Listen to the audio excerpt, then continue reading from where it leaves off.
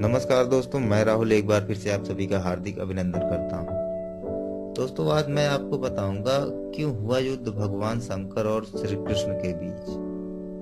पर उससे पहले अगर आपने हमारा चैनल सब्सक्राइब नहीं किया है तो प्लीज कर लीजिए, क्योंकि हम आपके लिए ऐसी रोचक जानकारियां लेकर आते रहेंगे। दोस्तों, कहानी कुछ इस प्रकार है। दोस्तों, महाप्रतापी एवं दैत्यराज बलि के 100 पुत्र थे, जिसमें उसके सबसे बड़े पुत्र का नाम बाणासुर था। बाणासुर बचपन से ही भगवान शिव का परम भक्त था। अतः जब बाणासुर बड़ा हुआ तो हिमालय पर्वत की उच्च चोटियों पर भगवान शिव की तपस्या करने लगा। उसकी कठिन तपस्या को देखकर भगवान शिव उससे बहुत प्रसन्न हुए तथा उसे सहस्त्र बाहु के साथ साथ अपार बलशाली होने का वरदान दिया। भगवान शिव के इस वरदान द्वारा बाणासुर अत्यंत बलशाली हो। कोई भी युद्ध में उसके आगे क्षण भर मात्र भी टिक नहीं सकता था। दोस्तों, बाणासुर को अपने बल पर इतना अभिमान हो गया कि उसने कैलाश पर्वत पर जाकर भगवान शंकर को ही युद्ध के लिए चुनौती दे दी।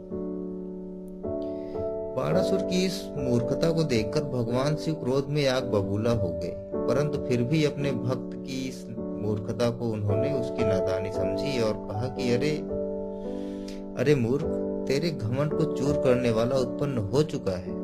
जब तेरे महल की ध्वजा गिरे तो समझ लेना कि तेरा शत्रु आ चुका है। दोस्तों, बाणासुर की एक पुत्री थी जिसका नाम उषा था। एक दिन उषा को एक सपना आया जिसमें उसने भगवान श्री कृष्ण के पौत्र अनिरुद्ध को देखा। वह इतना आकर्षित था कि उषा उस पर मोहित हो गई। उषा जब सुबह उठी तो उसने अपने स्वप्न वाली बात अपने सखी चित्रलेखा को बताई। तब चित्रलेखा ने अपने योग माया से अनिरुद्ध का चित्र बनाकर उषा को दिखाया। उषा तुरंत ही उस चित्र को पहचान गई और कहा कि हाँ, वही राजकुमार है जिसे मैंने स्वप्न में देखा था। इसके बाद चित्रलेखा ने द्वारिका जाकर सोते हुए अनिरुद्ध को पलंग सहित उषा के महल में पहुंचा दिया। अतः जब अनिरुद्ध नींद से जागा तो उसने अपने आप को एक नए स्थान पर पाया। उसके पलंग के सामने एक सुंदर कन्या बैठी थी। तब उषा ने अनिरुद्ध को अपने स्वप्न वाली बात बताई तथा उसके साथ विवाह करने की इच्छा भी जाहिर की।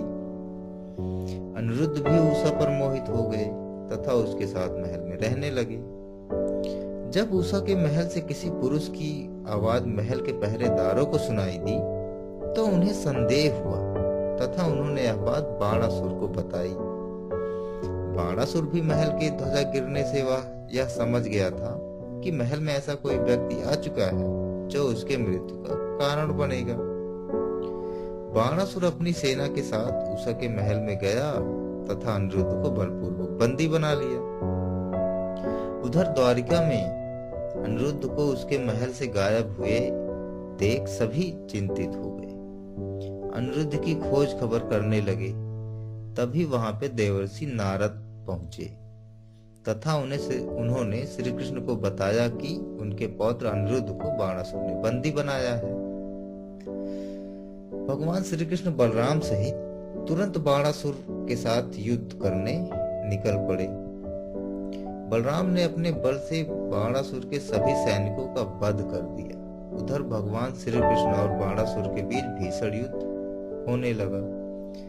परंतु जब बाणासुर ने भगवान श्री कृष्ण का पलड़ा भारी होते हुए देखा तो उसने भगवान शिव को याद किया। बाणासुर की पुकार सुनकर भगवान शिव ने अपने रुद्रगणों की सेना को युद्ध में तुरंत ही भेज दिया।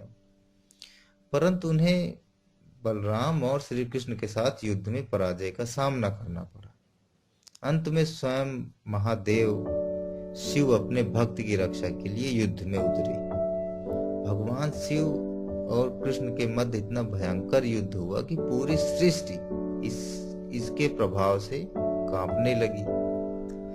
जब श्री कृष्ण को लगा कि भगवान शंकर के रहते अनिरुद्ध को नहीं बचाया जा सकता, तब उन्होंने अपने दोनों हाथ जोड़कर भगवान शिव की स्तुति की और कहा कि हे देवेश्वर, आपने खुद कहा था कि मैं बाणासुर के मृत्यु का कारण बनूंगा। परंतु आपके रहते यह कार्य संभव नहीं हो सकता। आपकी कही हुई बात मिथ्या नहीं हो सकती, अतः आप ही कोई मार्ग निकाले। तब भगवान शिव ने श्री कृष्ण को आशीर्वाद देते हुए कुछ इशारा किया। भगवान शिव का इशारा पाते ही श्री कृष्ण ने उन पर अस्त्र चला दिया, जिससे शिव गहरी निद्रा में सो गए और युद्ध रुक गया। अंत में श्री कृष्ण ने अपने सुदर्शन चक्र निकालकर बाणासुर की भुजा काटना प्रारंभ कर दी। भगवान श्री कृष्ण ने बाणासुर की 4 भुजाएं छोड़कर सभी भुजाएं काट डाली। जैसे ही श्री कृष्ण ने बाणासुर के सर को उसके धड़ से अलग करने के लिए अपने सुदर्शन चक्र को इशारा किया, उसी समय भगवान शिव पुनः निद्रा से जाग गए। अपने भक्त का जीवन समाप्त होते देख शिव एक बार फिर रण क्षेत्र में आ गए और उन्होंने श्री कृष्ण से कहा कि वो बाणासुर को मरने नहीं दे सकते, क्योंकि वो उनका भक्त है। इसलिए या तो तुम मुझसे पुनः युद्ध करो या इस बाणासुर को जीवन दान दो। भगवान शिव की बात मानकर श्री कृष्ण ने बाणासुर को मारने का विचार त्याग दिया और महादेव से कहा कि हे भगवान, जो आपका भक्त है उसे इस ब्रह्मांड में कोई नहीं मार सकता, किंतु इसने अनिरुद्ध को बंदी बना रखा है। ये सुनकर रुद्र ने बाणासुर को अनिरुद्ध को मुक्त करने की आज्ञा दी।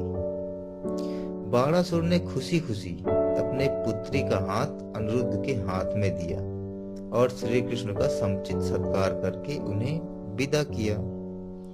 दोस्तों, अगर आपको ये कथा अच्छी लगी है तो लाइक करें, शेयर करें और अभी तक आपने हमारा चैनल सब्सक्राइब अगर नहीं किया है तो प्लीज कर लीजिए, क्योंकि हम आपके लिए ऐसी जानकारियां लेकर आते रहेंगे। वीडियो देखने के लिए बहुत बहुत धन्यवाद।